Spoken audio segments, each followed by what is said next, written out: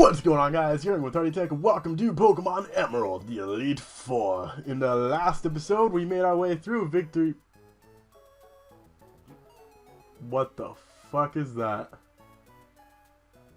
I don't know if I could show you guys, because when I showed you a spider, a lot of you were really pissed off, but this is a bug.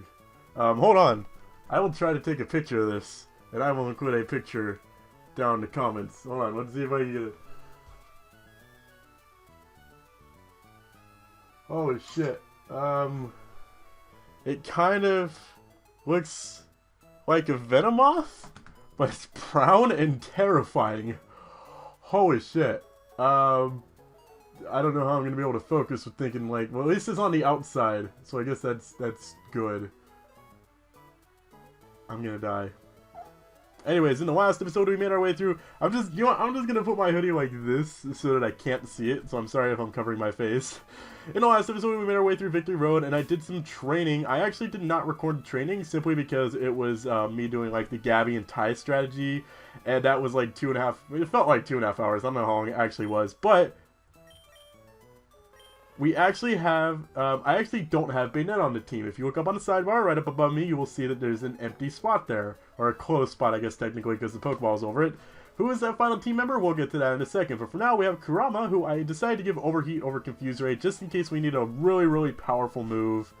Bolt is exactly the same. Ace is... Oh, Ace actually had quite a bit of a change. I got rid of Fly, and I'm sure I'll talk about this later, why I decided to, and get rid of and gave him Aerial Ace instead, and I also gave him Secret Power. And I kept flip-flopping between Secret Power and Facade, because, you know, Secret Power has, like, it has a chance of having a secondary side effect. Facade doubles if you have a status condition, and I'm kind of hoping I'll never get a status condition on Ace, so I figured Secret Power is the better move. Mr. Krabs didn't change. Insomnia didn't change, and the final new member of the final team member, I should say, because the team isn't changing at all after this, is Munchlax the Snorlax. I decided to drop Bayonet for Munchlax. He has Hyper Beam, Earthquake, Return, and Brick Break, and he has Max Happiness, so that Return is going to hit like a train. So I figured a good physical attacker will probably benefit us quite a bit. And let's take a second to appreciate how much money I have right now. This isn't what I wanted. After battling Ty and Gabby so much, I have over $600,000. Wow. So, my original plan was to go train at Victory Road, so I ended up buying like 99 Hyper Potions and 99 Full Heals. Turns out I didn't need any of those, so we're just going to buy 24 stores to take us, yeah, we'll get 19 instead, apparently, to take us through the Elite Four. Remember, we do have our rule of 3 healing items per battle. I can use as many as I want in between battles, but in each battle we are limited to 3 of them. So, with that out of the way, let's begin our journey towards the Elite Four. And keep in mind, even if we do manage to beat the Elite Four and the champion, the series isn't over, because we'll have one more battle. And I'm sure if we manage to win, we'll be stealing a victory. Yeah, get it? Sorry. So, this actually isn't my first time recording this. I tried doing a recording of this about an hour or so ago, and I ended up stopping after the 3rd gym, because we were about 20 minutes in, or 3rd Elite Four member. We're about 20 minutes in, I'm like, okay, this is good, I'll stop it now, and then I'll record the rest of it for a second video. Well, this happened. I'm probably going to bring this into one second, depending on how it takes, probably it up videos, so videos are 20 minutes. Freak out, you know why. And the thing is, I actually remember don't remember go through. I think is, and as amusing as it probably would have been to watch an entire video like that, because let's be honest, I'm kind of already like that most of the time anyways. It just stopped, like 4 minutes into the video, just the webcam and my commentary just disappeared, and it was just the gameplay the entire time. So technically, before this, I made it through the first 3 members without any issues. So, if I happen to have issues now and somebody dies, I'm going to be very, very angry at the game. I'm also really hoping that my recording doesn't fail, because I had a long string of issues for a while, and then all of a sudden, everything was working. Oh, this isn't something he did before. I missed anyways. Wow, okay, way to get my hopes up for nothing. I guess let's go into Insomnia predicting the surf, but I had like a long string of issues with recording issues with it just getting out of sync, and for like the past, I guess, few weeks or so, that's really scary. It's actually been working really well, and I haven't had any issues. It's been like, it realized the error of its way. Oh no!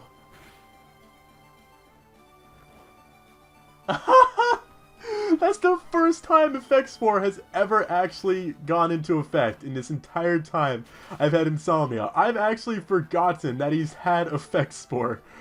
Wow, actually, that did exactly 50%, so I could have potentially lived another one, but I completely forgot Effects4 was even a thing, just because we never ever saw it happen.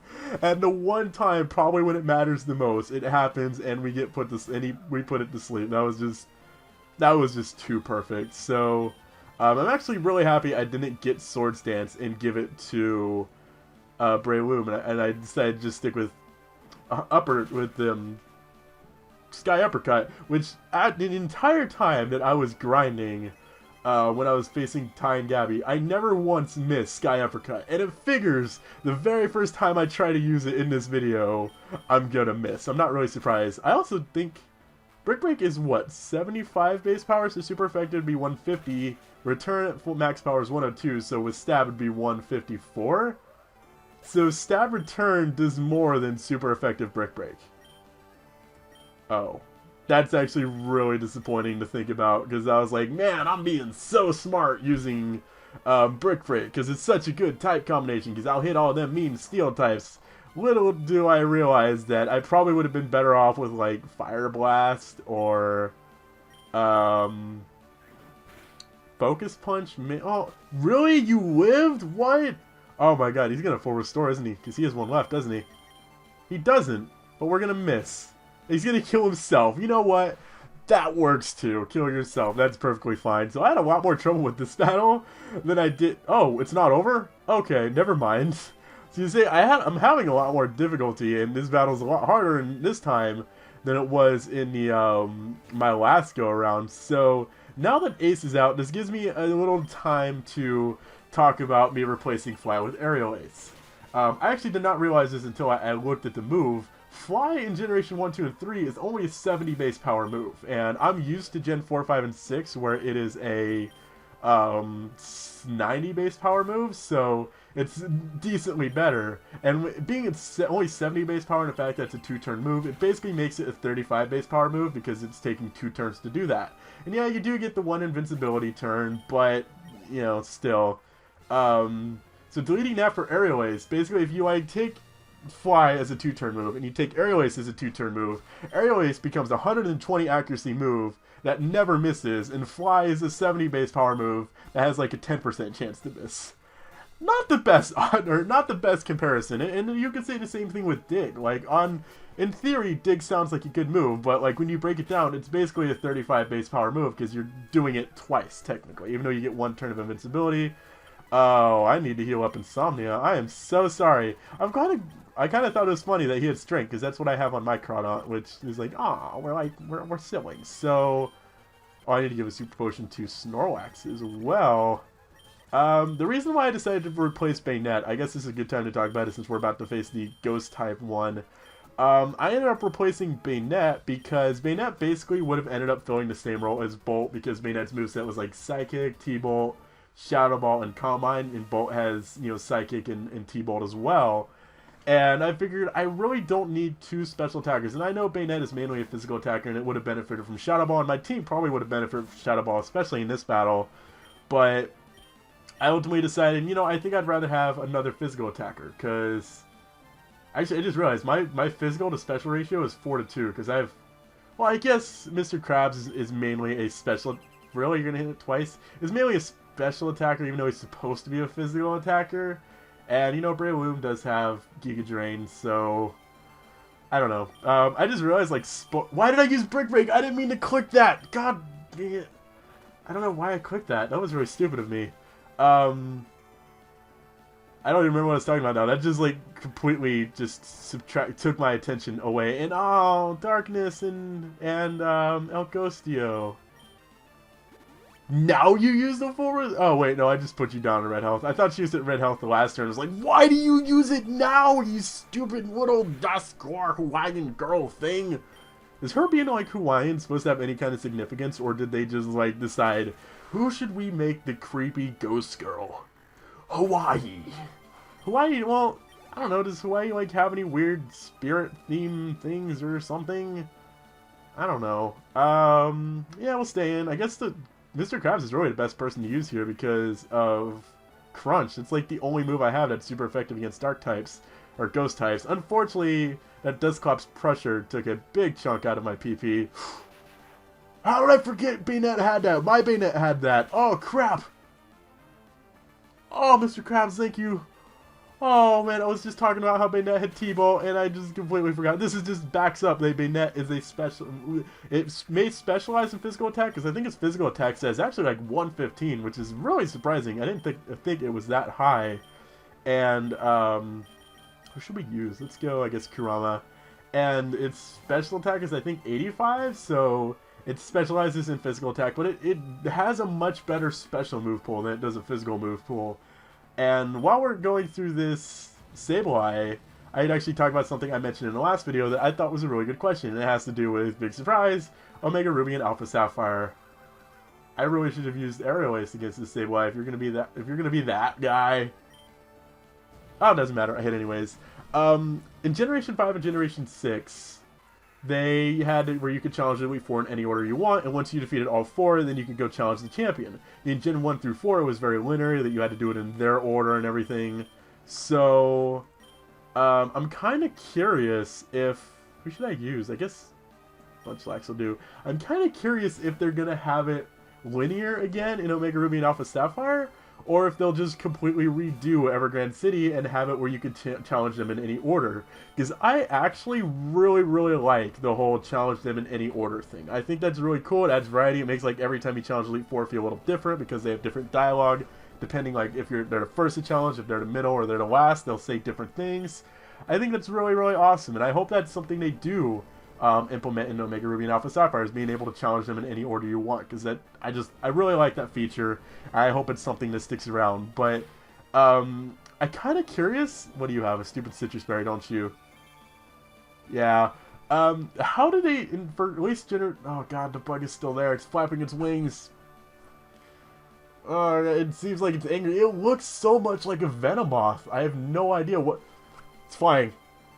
I just realized my door's open. If it, like, grows a brain, it could simply just, like, fly around and come in my room. But I can't close my door because I can't lock my cats out. Oh, God. It's bothering me, guys. It's, like, rampaging on my window. It wants in or something very badly. You're going to be that trainer, aren't you? Just going to cause trouble. But ignore the bug, Hardy. Ignore the bug. You are the bug. Caterpies are so much better than Venomoths, even if Caterpie was supposed to evolve into Venomoths as fan theories that we never actually got confirmed, even though... I don't know about the theory of people saying, like, oh, they wanted... The anime guys wanted Ash to, like, have a cute Pokemon Butterfree instead of Venomoth, but the thing is, I'm almost positive that Red and Blue were completed before they began work on the anime. Or at least the Pokemon must have been completed before they began work on the anime, because I can't imagine that... I don't know, this is really hard to decide, because the first episode of the anime had Ho-Oh in it, and they... I don't know, I think Ho-Oh was like originally planned for Ruby and Sapphire, or for Red, Blue, and Yellow, or not Yellow, Red, Blue, and Green, as well as like a bunch of other Johto Pokemon, but they were cut, because there's like 100 missing Pokemon in Red and Blue. I think it's actually like 96 or something.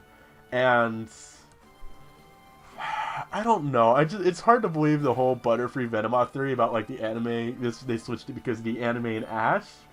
But at the same time, it's just so weird to see. You know, Caterpie and Metapod match Venomoth so well, and Venomoth literally looks like tiny Butterfree.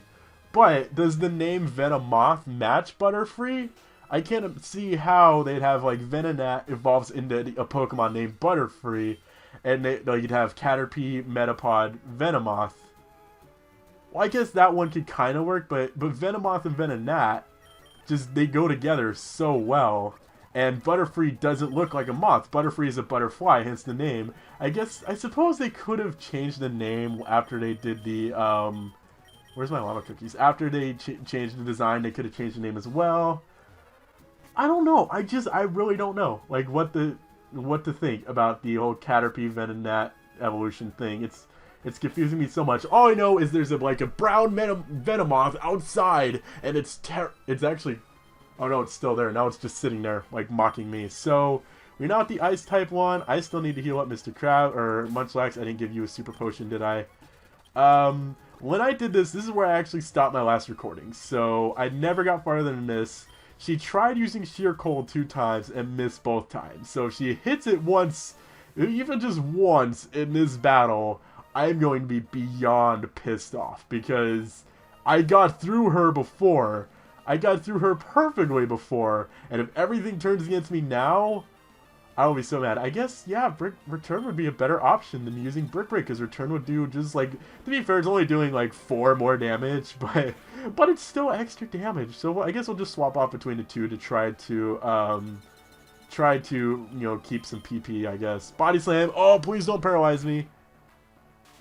Come on, I didn't get paralyzed last time. This is the game knowing that I bet everything is going to work out perfectly. This is the same thing that happened with my How to Play Kingdom Hearts video and, like, my test recording of that. The first time when the recording got broken, or the recording didn't get broken with Kingdom Hearts, I accidentally deleted my audio. And in that recording, everything went perfectly. And in the re-recording I did, it actually worked out.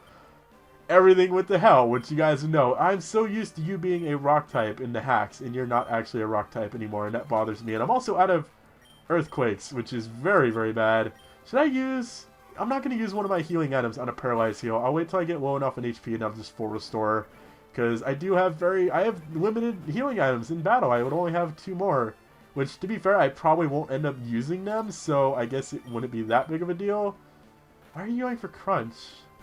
Glalie is actually a really weird Pokemon, because Glalie is like a mini Mew and Celebi, because Mew and Celebi and Victini and Jirachi all have 100 in every base stat, and Glalie actually has 80 in every base stat across the board. It has an exactly even stat, and that's really weird. I don't know why they did that. I gotta take you out, bro. I'm sorry. We'll go into Mr. Krabs. I just realized, like, I have 3 normal type Pokemon with Snorlax, Porygon, and Pidgeot. I also have 3 Pokemon with fighting type moves, so I have a lot of not much variety going on. Please don't be difficult. I think the only one that has Sheer Cold is Walrein, so Celio doesn't scare me because I can just Brick Break and Celio's dead. I think if we got through 1 Glalie or 2 so far, because if that was this... Okay, here's the second Glalie.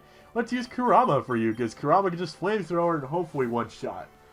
I am so terrified of this Walrein. I'm terrified of Sheer Cold. The last time I faced Walrein, it was really weird, because it went for Sheer Cold on the first 2 turns that it was alive, and on the last turn when it was in red health, instead of going for Sheer Cold, it went for Ice Beam. So, on the turn when Sheer Cold mattered the absolute most, it went for Ice Beam, of all things, against Chrono, which I just like, what the heck is wrong with you? Why did you do that? I don't understand. But Kurama level 53, here comes the Walrein. If anything is going to die, this is going to be the time where it's going to die. So Mr. Krabs, please use your awesome evasion skills to miss the Sheer Cold. Well, I don't think Mr. Krabs can do anything to, like, implement... I'm so glad, like, Hail doesn't have an impact on it. Brick Break. Yes, it missed. Okay, I don't even want to look. Like, if I hear the noise, I'm going to be just so upset. Please get a crit or something, because last time it's a 3-hit KO, and she's going to have full restores, because I don't think she's used any full restores yet, which puts me in a very, very bad position. No! No, Mr. Krabs! God dang it! Oh, this is just like when I was facing Chuck's gym trainer in Stadium 2.